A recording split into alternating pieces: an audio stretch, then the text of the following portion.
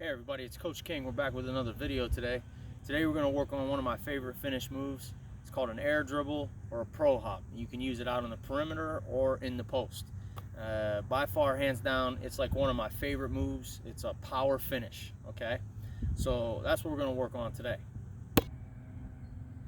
All right, so ideally when we drive to the basket, what we want to do is just drive all the way in and shoot a layup, okay?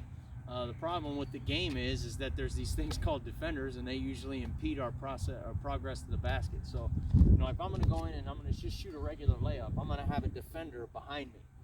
And if you think about this, when you drive to the basket, what are the scenarios that happen most of the time? Is the defender going to be in front of you? Is he going to be behind you? Or is he going to be next to you? Okay.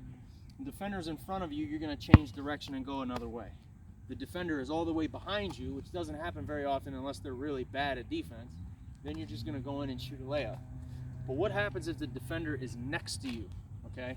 If the defender's chest is where your shoulder is, okay? So if I were to come in and I have that defender on my butt and I go in here and I shoot my layup, that defender would be behind me. My progress to the basket isn't impeded. But if that defender is next to me, how do I finish? What's a way that I can gather myself and go up strong and score? And the thing that I like about the air dribble is what it does is it creates contact. I know, I've often believed that you can let the defender hit you, or you can hit the defender, and if you're both moving, you should be all right. And in regards to offensive fouls, and two, it's a way to kind of secure the basketball as you're going up to score. So what we're going to do first is break down how to do this move.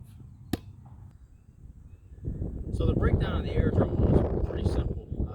The way I teach it is that at first we just practice the step and the jump, okay? So if I have the ball in my right hand, I want to step with my opposite foot. If I have the ball in my left hand, I want to step with my right foot, the opposite foot.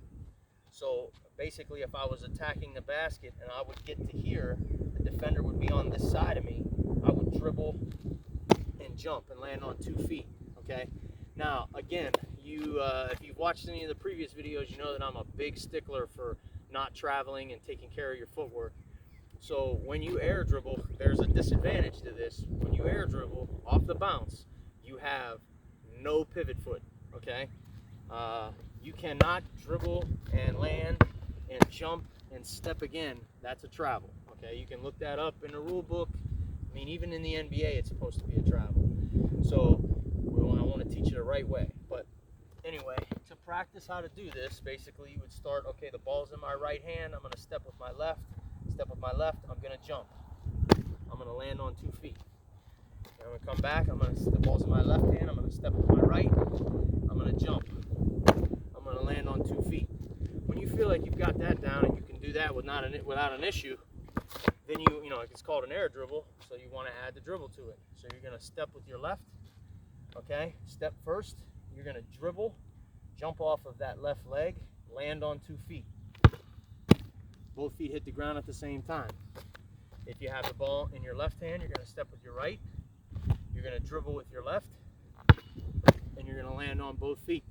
Okay, now a couple common mistakes. The pitter pat is the one I see the most. So this is a travel. That's a travel. Both feet have to hit the ground at the same time. Okay, the off-balance landing, that's a travel. So here's the off-balance landing. We don't want to do this.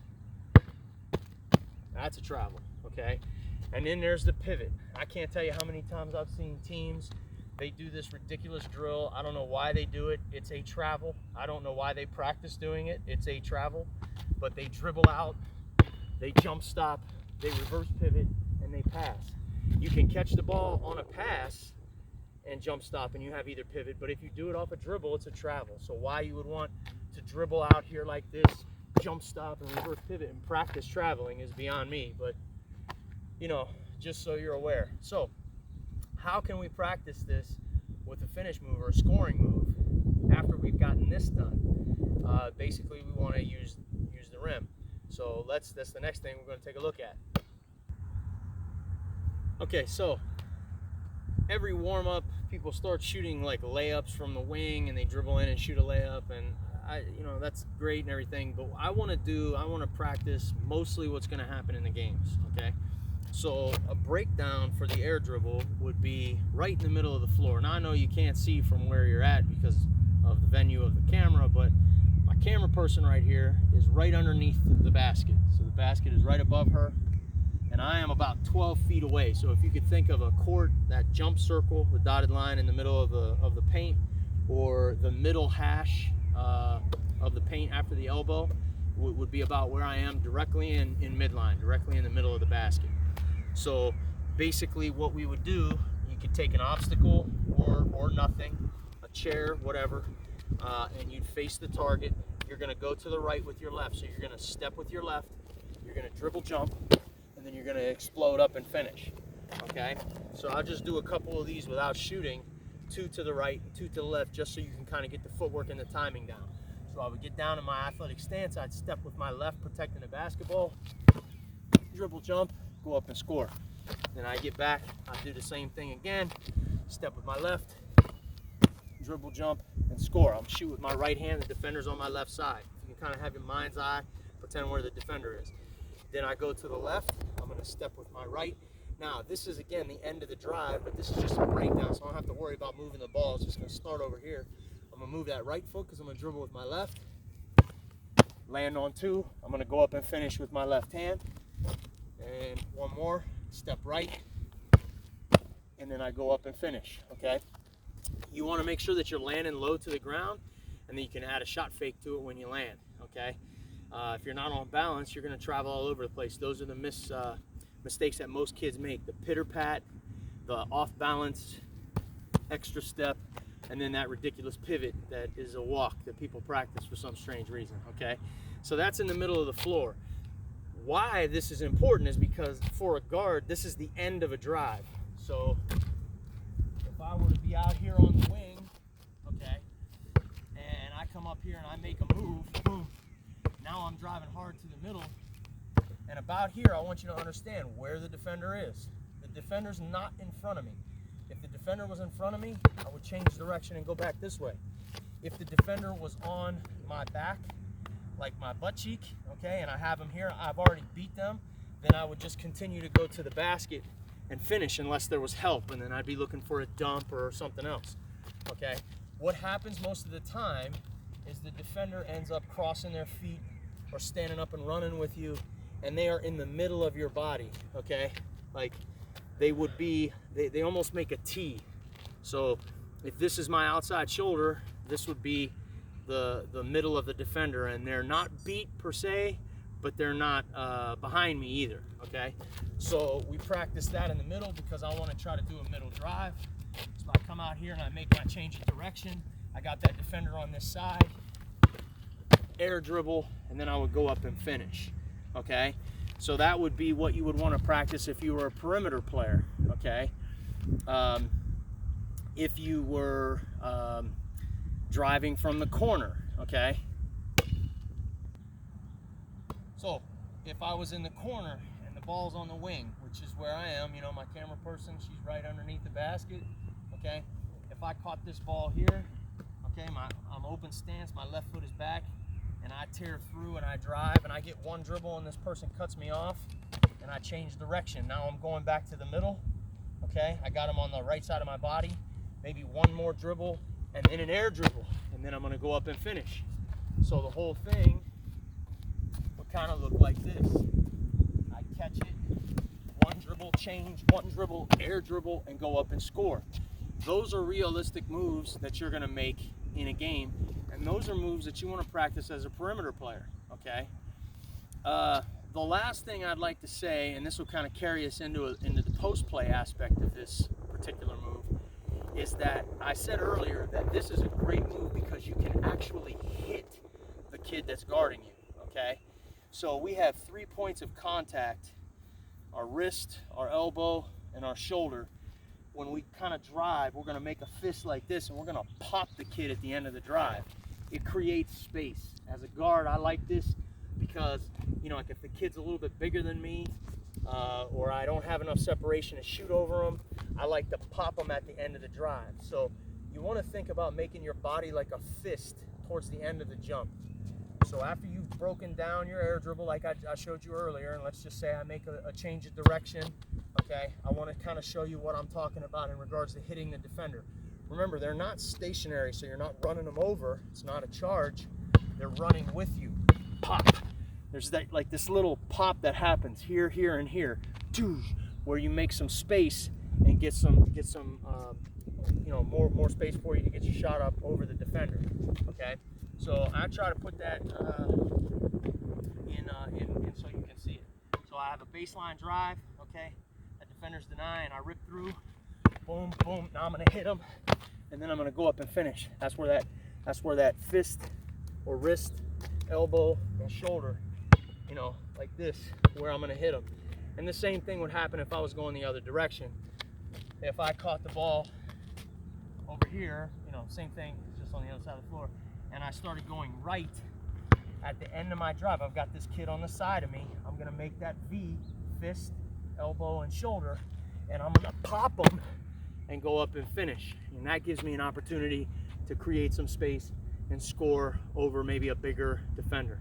You know, it's about leverage really when you're driving. If you're lower than the kid that's guarding you, you're gonna have an advantage if you kind of bully into them. If they belly up and take a charge, that changes the whole perspective of this. So this is some things that you can think about with your workout as you're making change of direction moves and you're getting to the basket, trying to finish, trying to incorporate that air dribble in there. I want to show you what this looks like from the post with two particular moves, okay? So we talked before about what to do if you were in the post, and we talked about the 4 different ways that you could turn. Front pivot right, front pivot left, reverse pivot right, reverse pivot left. Okay, what do you do if the defender is bigger than you? So I told you that you want to turn into them and negate their height. So this is where the air dribble is really effective. So if you're posting up here and I've got a bigger defender on me that I can't shoot over, I'm going to reverse pivot into them with the left like this, give them a shot fake. If they don't play me, I can shoot it, but they're going to play me because they're bigger than me. I step with my left, dribble jump, go up and score, okay? That's where that air dribble really helps. That bigger defender is really hugging you, and you can negate his height by jumping into him, okay? If I catch this ball here, reverse, get that pump fake, air dribble, float up and finish. And that gives me an opportunity. There's some passerbys, okay? But that gives you an opportunity to you know, really create some space with some bigger people on you, okay? You can use it from the high post, mid post, or low post. I mean, it's the same thing. If, you know, like if I was gonna flash against the zone and I flash up here to the mid post, catch the ball, okay? Reverse pivot, shot fake, air dribble, I get a little finish. It's a great way to cover ground, and it's a way to cover ground where I'm not putting the ball at risk, I'm not dribbling a lot. I'm making a move to go somewhere. Again, the 3 reasons why we dribble are to improve a passing angle, relieve pressure, and the most important one is to go to the basket. All right, and the last one for the post play is what I call a short corner move. Usually you see it against the zone. So again, here's the short corner. There's the block, and I'm away. I catch this ball here, and if you can kind of imagine a bottom of a 2-3 or a 3-2, there's a baseline defender that's here responsible for that person that's lower, but they're above you. So when that pass happens, they've got to turn and try to protect the basket. So what we want to do is beat them to that spot. So this is a great one to practice. I catch it. Okay, I'm going to front pivot and put my back to the defender, right like this. And then I'm going to air dribble off of this left foot. Both feet hit the ground at the same time. I explode up and finish, okay? So, you know, here, boom, over, dribble jump, 2 feet, up and explode, okay? You can add a shot fake with this. You can add a shot fake with any of these. And the shot fake is a really good way to test if your footwork is good when you land. So I catch it over the head, shot fake, explode up. And what you want to make sure you're not doing is front pivot, shot fake, and stepping. That's a travel, okay? I want you to take these air dribbles, whether you're a guard or a post, and try to incorporate them in your workout. It's one of my favorites.